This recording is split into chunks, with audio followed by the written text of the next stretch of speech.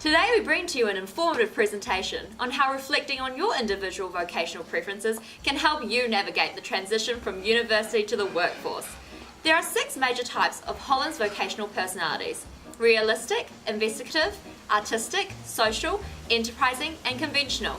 Now let's turn to our team here at Vocation to look at these vocational preferences and hope that it will help you reflect on yours. What is your vocational preference and why?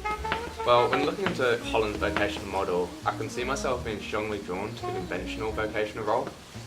I feel as though the core aspects of my lifestyle link quite directly to the characteristics of that vocational preference. For example, when I went on holiday recently with my friends, I was the person who wanted to take the activities we wanted to attend to, and I liked and got an enjoyment from the process of planning our days out accordingly. Ensuring that we had our days properly organised ahead of time admittedly helped me put me in a much more secure state of mind. And reflecting back on this, I feel as though the reason I am so strongly drawn to this is my attempt to avoid ambiguity and an unstructured lifestyle overall. Because I feel when I delve into this, it starts to make me feel a lot less secure as a person, and that is just, I don't really like that sort of feeling. What is your vocational preference? I believe my individual preferences are a combination of social and enterprising roles. I believe I'm a social type, as I have always enjoyed working with people, especially to inform, help, serve and greet. I've always performed strongly in subjects such as English and sociology, which heavily include oral and writing assessments rather than calculations. Close friends would describe me as a chatterbox and having a lot of compassion for others. My career preference for after university lies within this category as an HR director. I also fall under the enterprising type, as I enjoy meeting people, encouraging others, and working in business. As I generally excel in my role as a sales associate selling footwear, my workmates, manager, and customers often describe me as being good at helping, selling, and persuading. Others have also described me as a leader in group projects, and I've held leadership roles at school in the past few years. Therefore, I consider myself to have both social and enterprising preferences. I believe my vocational preference is artistic, as I have always had an inclination towards creating and writing and other artistic prose of that nature. In my life, it has always been a foregone conclusion by my peers and family members that I would end up in some sort of directorial or cinematographic role for filmmaking, and I think this strongly aligns with the creative aspects of my vocational preference. What is your vocational preference? Upon assessing Holland's vocational preferences, I've deducted I'm the social and enterprising type. My peers and I recognise me as being the social type, as people with this vocational preference tend to be communicative and people-oriented. I really enjoy the company of others, whether that's working with them, helping with something, or just looking after them. This is true for both my everyday life and my future career path. I'm currently studying a psychology, marketing and management degree, and my goal is to become a psychologist where I'll be able to communicate, support and hopefully help others on an everyday basis. An HR director also falls under this category of occupations with social components, which is another career path I'd be interested to pursue, as it allows me to be surrounded by people. It is evident I fall under this type, as my friends often describe me as talkative and friendly, often going up to strangers at a party and talking away. I also relate to the enterprising type, as I enjoy taking the responsibility to lead and encourage people. My teachers will find I often show initiative on task and take the lead in group projects. Evidence of this can be found in my love for planning and organisation. I also don't shy away from public speaking and giving my opinion, as my Business 101 lecturer would know. My vocational preferences lie within the artistic and investigative roles. My workmates see myself as having an artistic background, as I like to express myself through creating and drawing images. I view information visually and draw mind maps and diagrams to communicate with others. When it comes to group projects, I'm the person in the group who likes to design and illustrate the main points. My friends would say that I best express myself through photography and design. I also resonate with the investigative role, as when it comes to problem solving, I like to research all my possible options till I find the most logical and evident outcome. I like challenging others because I know that when it comes down to research and facts, I have everything I need to make a solid claim. Overall, I would say the best work I produce is when I'm on my own. My current work involves a lot of quick thinking and problem solving, and so my workmates would view me as someone who is very independent and efficient at solving issues. Because of this, I run the weekend operations on my own. A successful transition from university to work involves obtaining an appropriate job within a reasonable time frame. However, finding a good first job that offers valuable experience can often be a challenge. Here are some of them.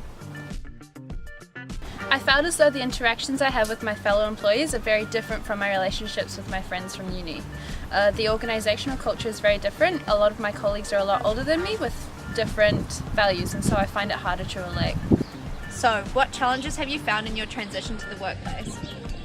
I believe there is a mismatch in skills required to excel in the university environment compared to the skills that are university.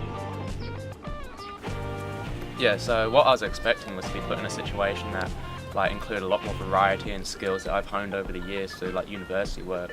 But what actually ended up happening was the roles that I actually had in the workplace were a lot more routine, and there was a lot of direction and no real, I guess you could say, source for free-flowing creativity from my part. So yeah, it would have been real nice if there was a job preview before I actually went into the workplace, so that way I would have known actually what I would have been getting myself into, and I wouldn't have had I guess you can say, an inflated expectation of what was to be expected of me. So the first challenge is lack of experience and skill. So this challenge could be combated by students finding an internship before they find a full-time job. This will give them an idea of what it's like to be in the field you think your vocational preferences fit into. This would be an ideal time to then change before getting locked into a full-time role that you're not satisfied in. This will cut down the amount of times we swap through job roles to get our best vocational suit, as it is suggested that we change our roles 6 to 7 times before we settle. By doing so, you may find more satisfaction with your chosen role and will gain good experience and skills by placing yourself into the field.